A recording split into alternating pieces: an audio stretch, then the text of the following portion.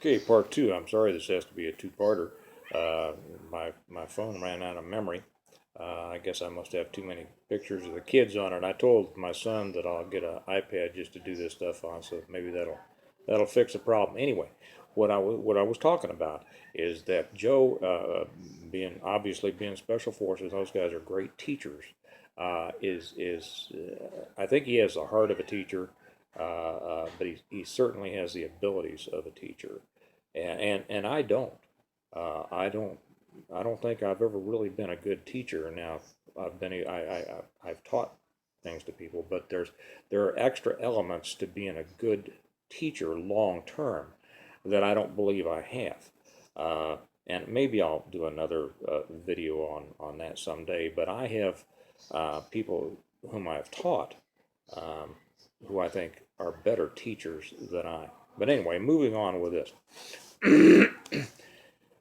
Joe explained that and he and his wife have been together since college.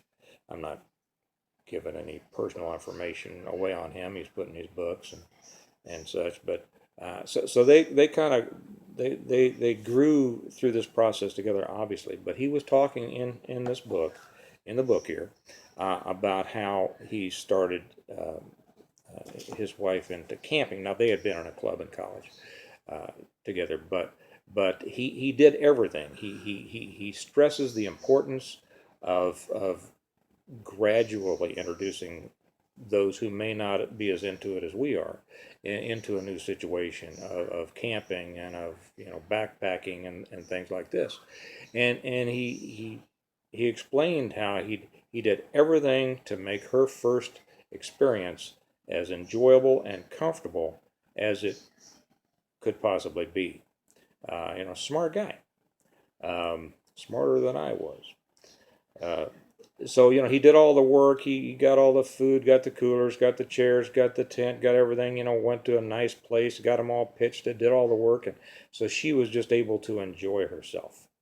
And as a result, uh, she and their children, as they had children, grew up in a cooperative uh, uh, way as a team, enjoying and getting better at camping and roughing it, to the extent that they needed to. And it was a very positive experience. Now, let me tell you what I did.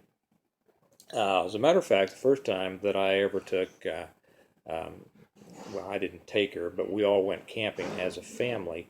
It was for my younger son's Cub Scout camp out. It's been a couple of years ago. So we had our oldest son, I think at the time was 11, and then the second one was 8, I think, and then our daughter was 7. So we go out on this camp out, and it was cold. It was going to be cold. We knew it was going to be cold. A good friend of mine who was big in the Scouts, not with this group but with another, he says, "Do you want to borrow my tent heaters?" And my response is, "Nah, what do we need tent heaters for? I never had tent heaters when I was a kid. This is camping." He said, "What do you want? Do you have some hand warmers?" Or I guess maybe her brother offered that. I said, "Well, we don't need hand warmers. Who needs hand warmers? That's for sissies. Daniel Boone didn't have hand warmers.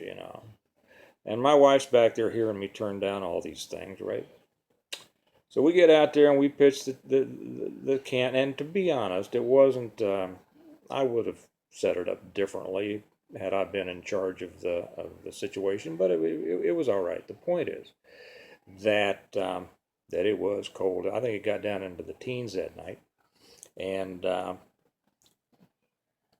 we just gutted it out. Went in our tent after everybody split from the campfire and went in there, and we went in. We're cold all night, and neither Kelly or I got a lick of sleep all night long between taking care of the kids and trying to keep them warm, and them waking up in the middle of the night having to go to the bathroom and and things like that.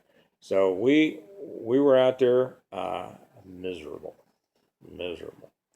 Um, got up in the morning, and I had to drive all the way up to some place up in northeast Iowa. I mention it in one of the books, um, to get a couple of kittens that they had found online that they wanted particularly. And it was snowing all the way up and all the way back. So Kelly and I had had no sleep, been cold all night long. I think we ran home, took a quick shower, and then back in the car and drove clear up to Iowa, almost to whatever's north of them up there, Illinois, Wisconsin, Minnesota, whatever, I forget. And then all the way back with no sleep. So that was my wife's first camping experience with me. Who do you think had the better idea? You know, getting the family on board is extremely important in preparedness. And I do have a lot of people who ask me about it. And I'll tell you what, surprisingly, I have experienced about a 50-50 split on which one is more into preparedness, whether it's the husband or the wife. And in both cases, they tend to be equally resistant, I think, the one who's not into it. So, you know, I may go into to talking about this in more detail in another one as I kind of develop my thoughts about it. To be honest, this hasn't been at the forefront of my mind on things. But I wanted to make this one, this video today, because if you want to know how to do it, read this book.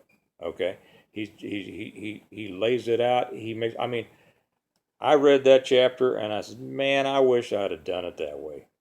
You know, I really do. So it's about the right personality, and if you didn't have the right if you don't have the right personality to do it the right way, which I'm guilty of, I don't have the right personality to do everything the right way.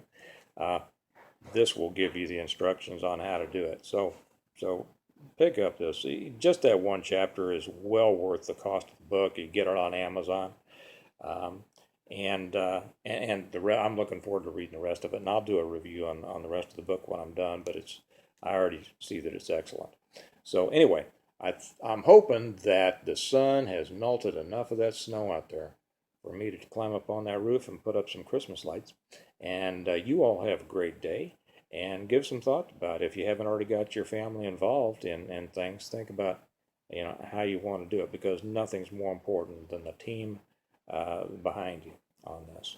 And with that, I'm going to get out of here and remind you that we prepare well today, and that includes getting your family on board in order to live well tomorrow. So y'all have a great day. Thank you, and I'll talk to you later. Bye-bye.